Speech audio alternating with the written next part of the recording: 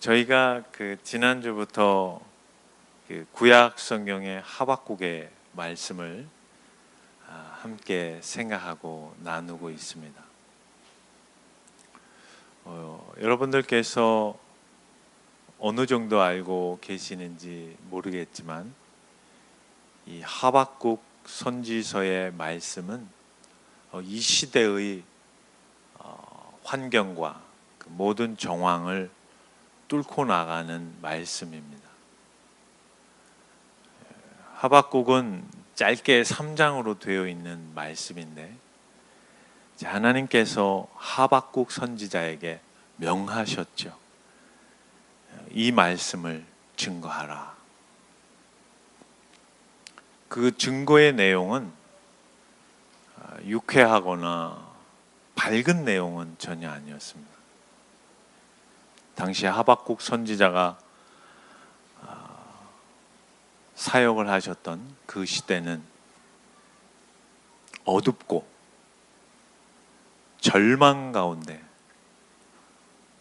그리고 단 한 줄기의 소망의 빛도 없었던 처참한 지경과 환경에 놓여 있었던 암울한 시대였습니다. 하박국 선지자가 고민하게 된 중요한 삶의 내용은 이것이었습니다.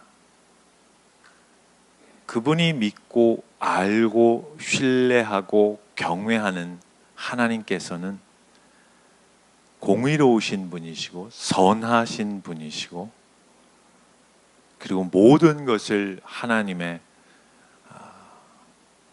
뜻과 의지 가운데 인도하시는 분이시라는 것을 알고 있었는데 본인이 살아가는 시대는 현실은 하박국 선지자와 당시의 유대 백성들이 살아왔던 시대는 하나님의 손길이 미치지 못하는 것 같은 어둠과 암울함이 짙게 내려앉아 있었던 시대였습니다. 답답했습니다. 그리고 내면 속에서 많은 혼돈과 정리되지 않은 신앙의 생각들과 사유와 고백들이 뒤섞여 쏟아져 나온 하나님을 향한 기도의 내용이 하나님께서는 공의로우시고 선하신 분이신데 왜 제가 살아가는 이 시대는 그렇지 않습니까? 이해하기가 참으로 어렵습니다. 신앙인으로서 여호와 하나님을 경외하는 한 유다의 백성으로서 이 상황을 어떻게 받아들여야 할지 저는 잘 알지 못하겠습니다. 말씀해 주십시오. 하박국 1장에서 하박국이 단도직입적으로 하나님께 그렇게 호소 아닌 외침으로 기도를 시작합니다. 그리고 하나님 답변하시죠. 또 하박국 선지자가 하나님께 기도로 말씀을 드립니다. 하나님께서 또 답변하십니다.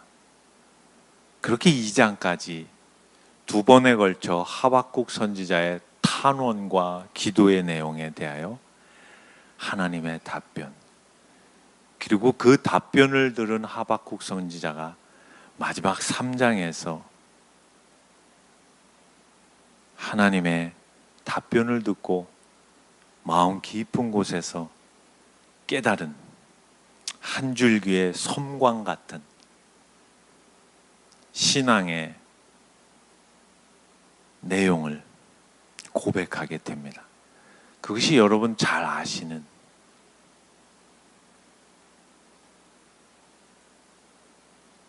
무화과 나뭇잎이 다 떨어져 나가도, 포도나무에 열매가 맺혀지지 않아도, 감람나무에 소출이 없어도, 우리와 외양간에 송아지와 염소와 양떼들이 한 마리도 없어도 나는 여호와로 인하여 기뻐하고 즐거워하리라. 이 고백으로 하나님과의 기나긴 그 신앙적 의문과 회의와 아픈 마음 가운데에서 회복된 신앙의 고백으로 마무리되어지는 것이 하박국의 큰 틀 안에서의 내용입니다. 여러분 어떠십니까? 여러분의 삶 속에서 그런 회의가 있지 않습니까? 여러분의 일상의 생활 영역 안에서 그런 의문과 답답함과 절망스러움과 정리되지 않는 하루하루의 삶의 궤적이 여러분에게는 없으십니까? 저는 너무 많습니다. 아직도 물음표, 좀 더 커다란 물음표, 더 진하고 커다란 물음표로 하나님의 뜻을 구하며 가고 있는 오늘을 살아가고 있습니다. 아마 여러분도 구체적으로 표현과 말씀은 하지 않으셨지만 저와 별 차이가 없는 일상의 삶을 살아가시고 계실 것으로 생각이 됩니다. 단지 우리는 그러한 삶에 대하여 현실적 도피를 선택하는 것이 오늘을 살아가는 현대인들의 가장 두드러진 특징 중에 한 모습이 아닐까, 그렇게 판단이 되어집니다. 오늘 이 로마서의 5장의 말씀은 저 역시 아직도 의문과 정리되지 않은 일상 속에서 하나님을 경외함과 그분을 신뢰하는 것이 어떤 것인지, 예수 그리스도를 믿는 신앙의 삶이 무엇인지 고민하는 과정 속에서 주께서 허락해 주셔서 저와 여러분이 하박국 선지자의 그 깊은 고뇌와 절망 안에서 깨달았던 은혜의 내용을 이 로마서의 말씀을 통하여 함께 고민해 보고자 합니다. 여러분이 만나는 현실 속에서 예수를 믿고 있지만, 그렇게 기도를 하고 있지만, 여러분 삶의 내용 가운데 자리 잡고 있는 그 어두움의 내용들, 악한 것들, 절망과 탄식의 그 파편 조각들을 어떻게 여러분이 수습하여 이해하시겠습니까? 오늘 로마서의 내용은 이것입니다.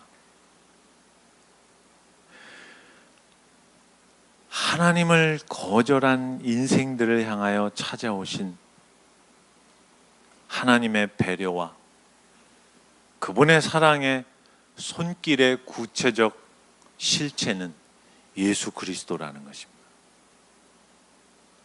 그분이 사람의 몸을 입고 이 땅에 오셔서 내가 지금 처하고 있는 동일한 현실 속으로 뚫고 들어오셔서 더 지난한 인생의 삶을 살아가셔서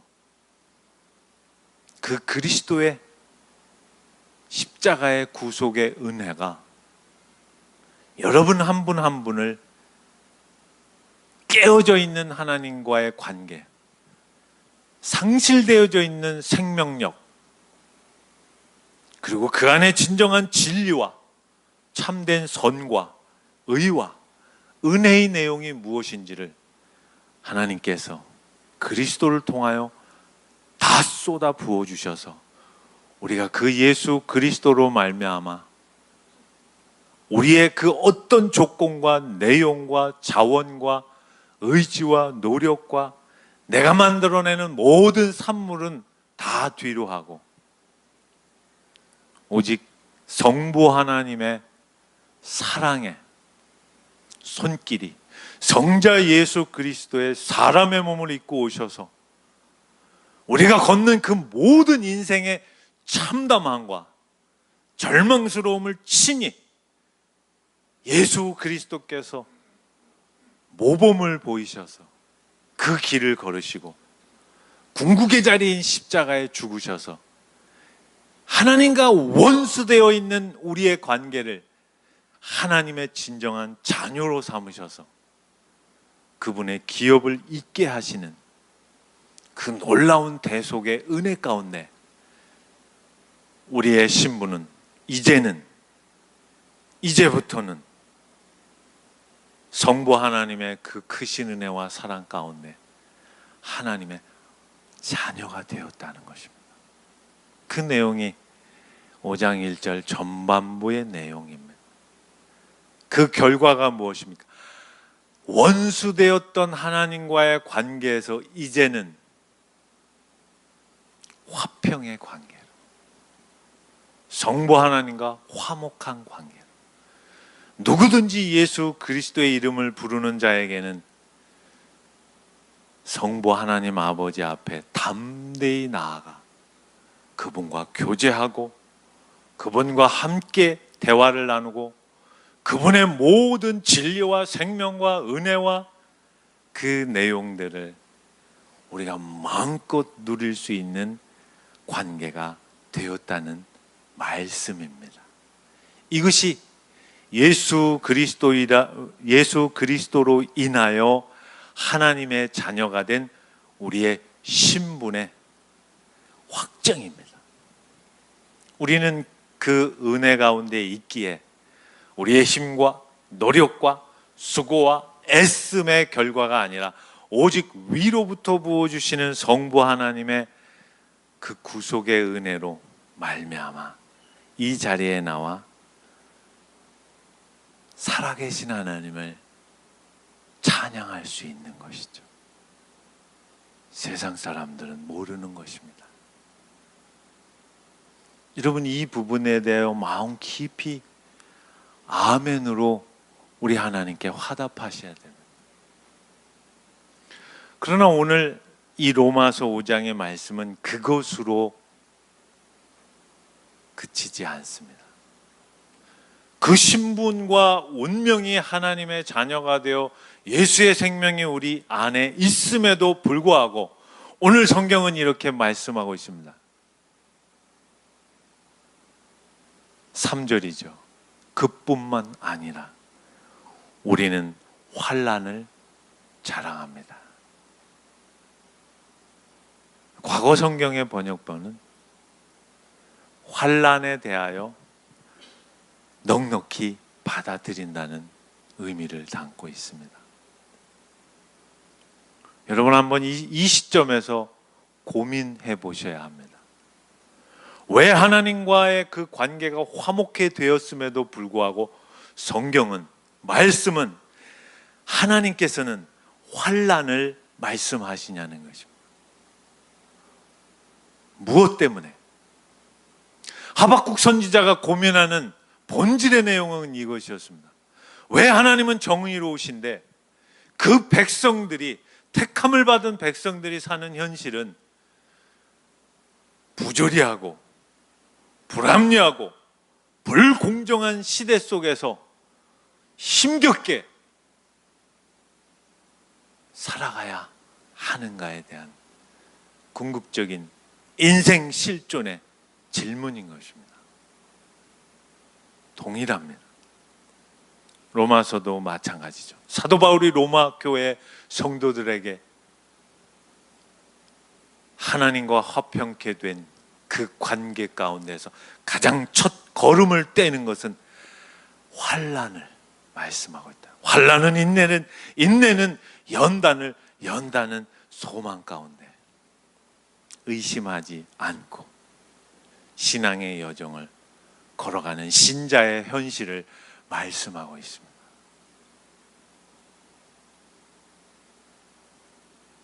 이 내용을 이해하지 못하면 성도들은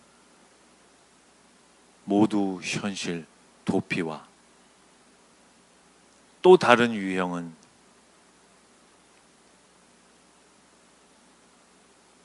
다른 내용으로 신앙을 재해석합니다.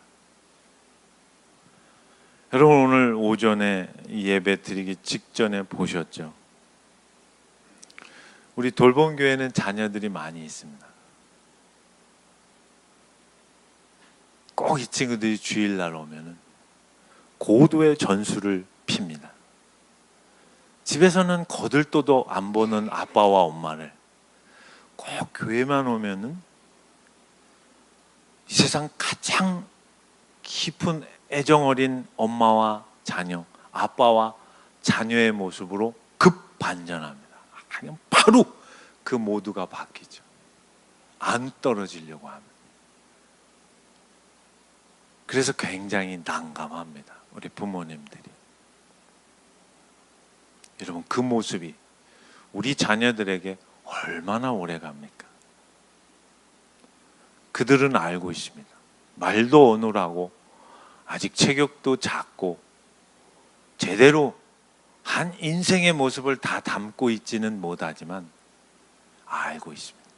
자기 필요에 의하여 이 상황에서 어떻게 해야 되는지를 누구보다 잘 알고 있습니다. 여러분의 신앙이 그렇지 않습니까? 왜 하나님께서 환난을 주실까요? 왜 선택한 이스라엘 백성들에게 탄탄대로의 역사의 길을 여시는 것이 아니라 그 깊고 깊은 심각한 질곡의 역사를 그들에게 허락하셔서 오늘날까지도 유대인들은 아직도 그 결과물을 따먹고 살고 있지 않습니까? 우리는 어떻습니까? 예수 그리스도의 십자가의 대속의 그 엄청난 능력과 은혜와 그 크신 사랑과 배려로 능력으로 다 채워주셨건만 우리가 사는 현실은 도대체가 한 뼘도 나아지지 않냐는 것이죠. 주님은 오늘 이 말씀으로 우리에게 말씀합니다. 이제 시작이다. 하박국 선지자에게 놀라지 말아라. 바벨론을 일으켜 내가 너희 백성들을 더 힘겨운 고난의 삶의 여정으로 밀어넣을 것이다. 하박국 선지자는 뒤로 넘어갔습니다. 아니, 하나님 어떻게 그러실 수 있습니까? 이렇게 하박국이 고백합니다. 주께서 눈이 정결하시고 악을 참아 보지 못하시며 패역을 참아 보지 못하시거늘 어찌하여 그런 패역한 놈들을, 이 놈들은 성경에 없습니다. 그런 자들을 방관하시며 악인이 자기보다 의로운 사람을 삼키게 잠잠히 내버려 두십니까? 여러분이 예수 그리스도 안에서 조금만 올바르게 서서 예수를 믿는 믿음의 삶으로 살아가려고 단 한 걸음만 내디디면 세상의 악한 모든 것들이 여러분을 달려들어서 여러분의 무릎을 꺾어버리려고 온갖 방해와 집요함으로 여러분의 삶에 예수를 믿는 신앙에 도전한다는 것을 경험하시지 않습니까?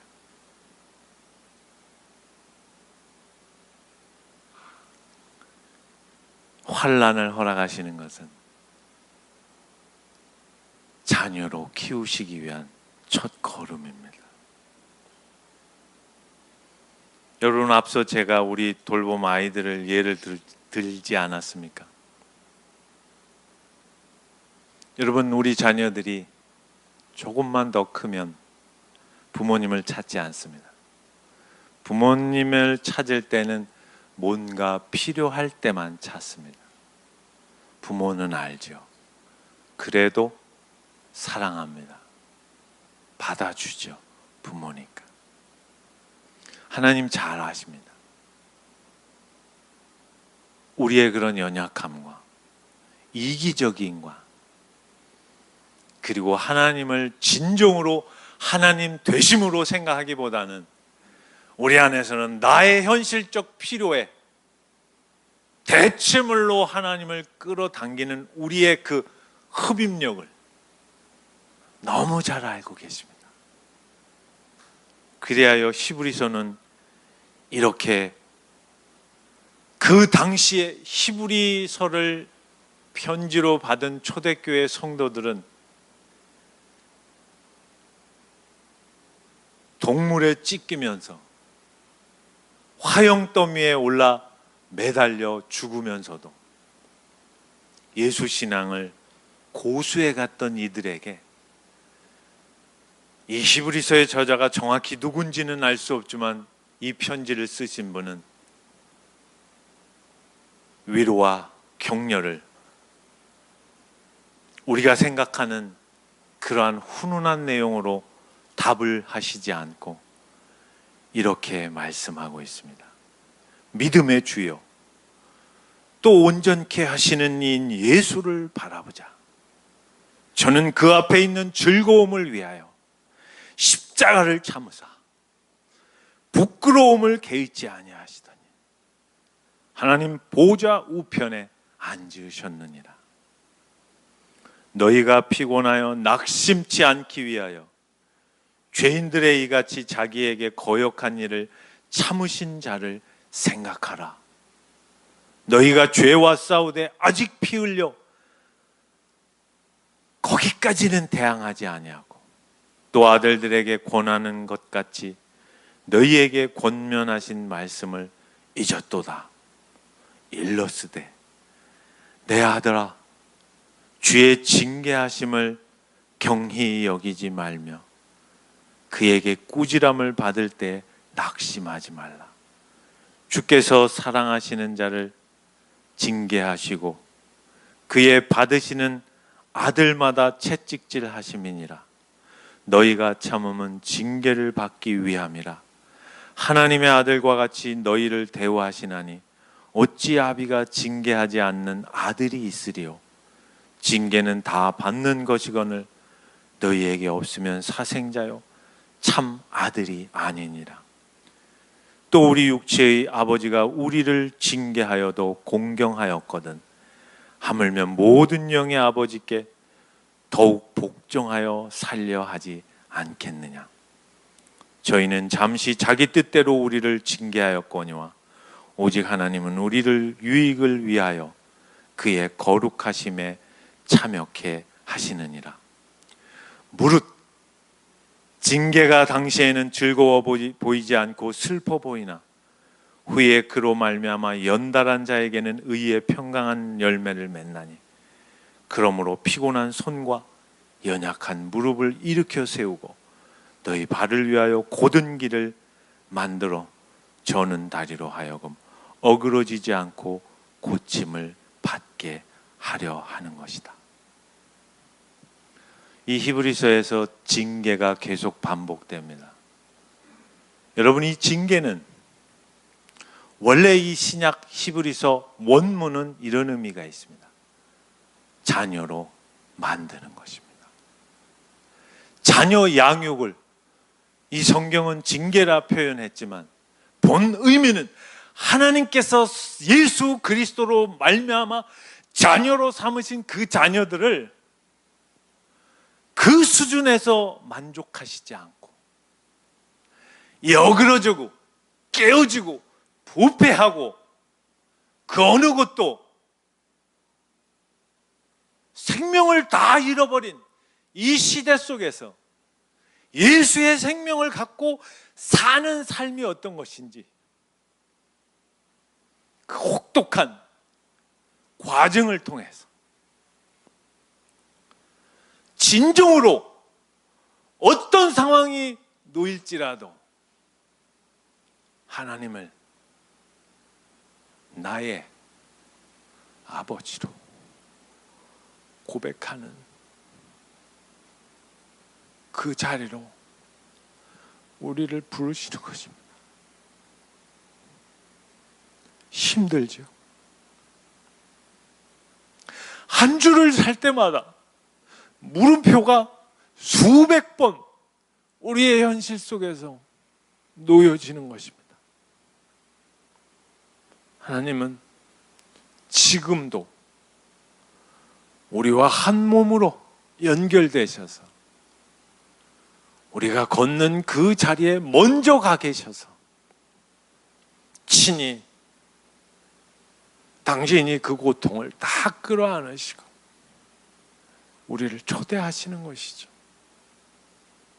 우리 아이들이 자신의 필요에만 의하여 부모를 찾는 그 모습으로 만족하시는 것이 아니라 하박국 선지자가 고백했듯이 하나님, 저에게 다 잃어버려도 제가 가지고 있는 모든 것을 다 상실할지라도 저에게 이 세상에 단 한 분 여호와 하나님만을 기뻐하고 만족하겠습니다. 그 자리로 우리를 불러 가시는 것입니다. 저도 아직 그렇지 못합니다. 저도 늘 제 마음 깊은 곳에 현실적인 답을 주시기를 하나님께 기도하고 있습니다. 의인은 믿음으로 말미암아 살리라. 하나님께서 하박국 선지자에게 주신 말씀이죠. 이 말씀이 사도 바울에게 임하여 사도 바울이 로마서 1장 17절에서도 의인은 믿음으로 말미암아 살리라. 갈라디아서 6장에서도 의인은 믿음으로 말미암아 살리라. 종교개혁을 일으킨 그 믿음의 선진들이 붙잡았던 그 한 가지의 진리에는 의인은 믿음으로 말미암아 살리라. 여러분, 하나님께서 예수 그리스도를 십자가에 죽이시기까지 경건하지 않은 우리를 위하여 십자가에서 예수를 죽이시기까지 사랑하셨다는 그 사랑의 확증이, 그 실체가 어떤 것인지 분명히 알아야 됩니다. 그렇지 못하면 우리는 이 시대를 살아가는 삶이 너무 고단합니다. 그 고단함의 결과는, 반응은 원망할 것 외에는 사실 없습니다. 없습니다.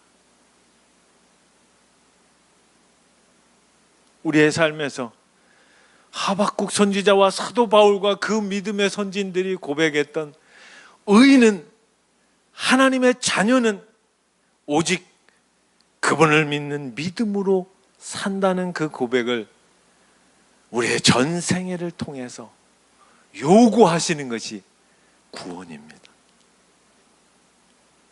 그것이 예수 그리스도를 믿는 신앙인 것입니다.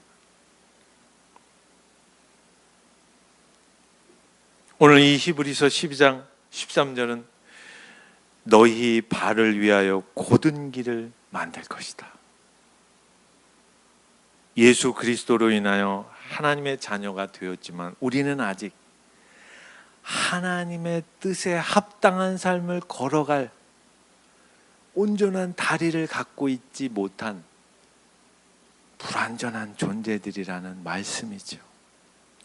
저는 다리로 하여금 기우뚱거리는 인생의 행복 가운데 어그러지지 않고 그 저는 다리를 자녀 삼음의 지난한 시간들의 과정 속에서 곧게 걸어갈 수 있도록 고침을 받게 하시기 위해서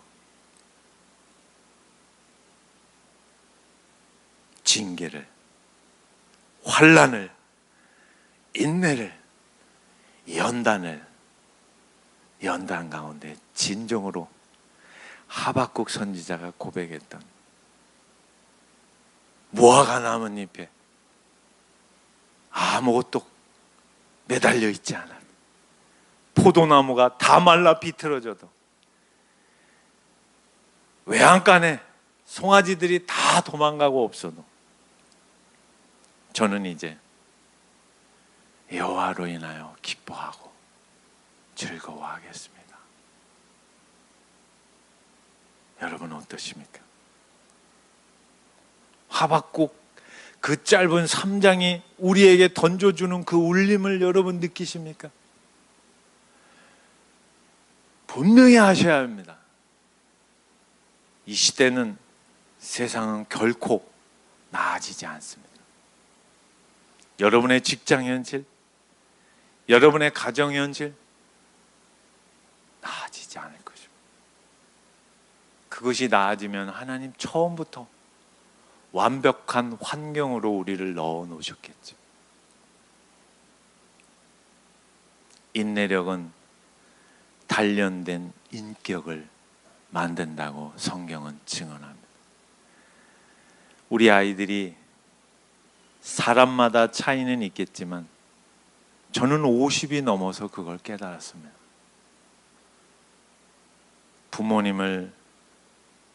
부모님으로 존경한다는 게 무엇인지를 50년을 살아보고 알았습니다. 어렴풋이 지금 알고 살아가는 한 내용이,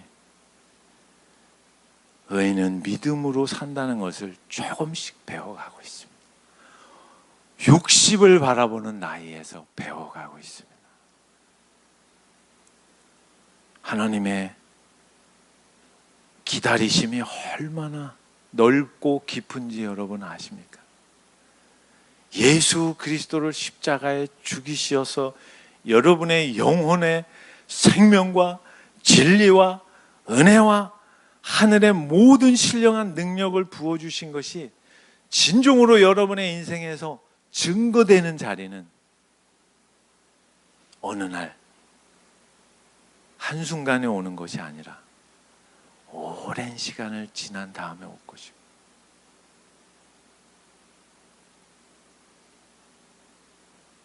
이번 주간에 제가 아는 분이 소천하셔서 장례를 치렀습니다. 그분의 연세는 83세십니다. 83년의 인생에 병상에서 주님을 영접했습니다.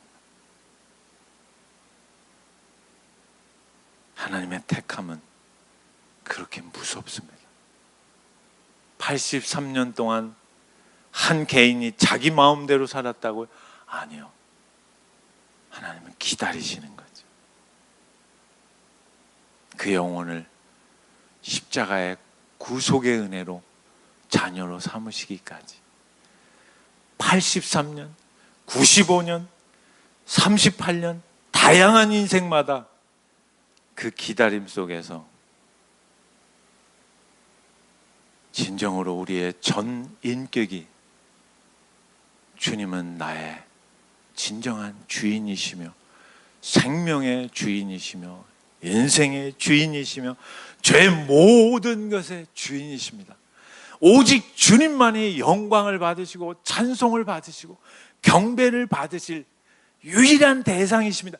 이 고백이 우리의 내면 깊은 곳에서부터 단 하나의 먼지 하나, 미세먼지 크기의 그 순도를 방해하는 내용들을 다 제거할 때까지 주님은 인내와 연단과 그 모든 과정 속에서 우리를 하나님이 어떤 분이신지를, 그리고 그분을 경외하는 것이 무엇인지를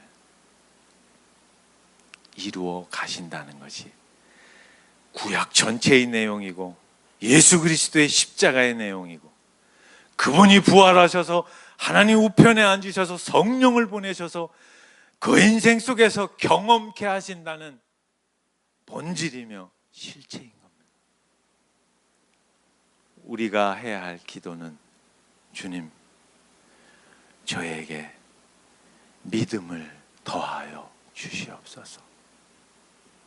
그 기도밖에는 드릴 것이 사실은 없습니다. 주님을 전인격적으로 경외할 수 있는 자로 삼아 주시옵소서. 이 내용을 던져버리고 도망가시면 이스라엘 백성처럼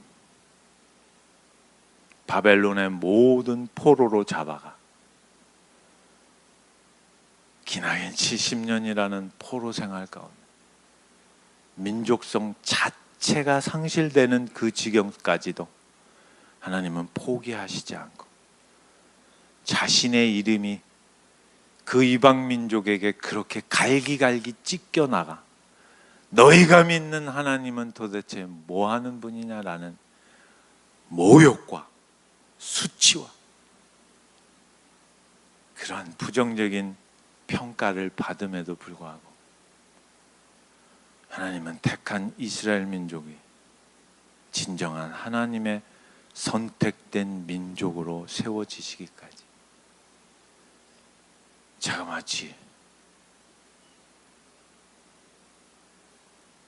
거의 8,000년이라는 역사 속에서 지금도 일하고 계심을 여러분은 두려움으로 받아들여야 할 것입니다.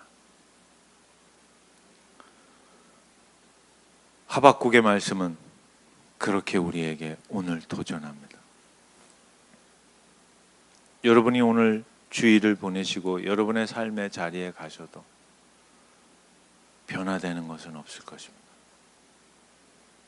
맛있는 것 한번 잡수시고 기분 좋아지시는 한 시간의 만족, 남편의 월급이 통장에 들어와서 안도감을 느끼는 잠시의 기쁨, 아이가 아프지 않고 건강한 모습으로 있어준 것에 대한 한 주간의 감사, 그 정도 외에는 별로 나아질 것은 없습니다. 그러나 잊지 마십시오. 하나님은 우리의 아픈 현실 속에서 변화됨이 없는 진부한 일상 속에서 그분은 포기하시지 않고 그분의 구원의 완성을 이루어 가신다는 것을 잊으셔서는 안 됩니다. 우리 기도드리겠습니다.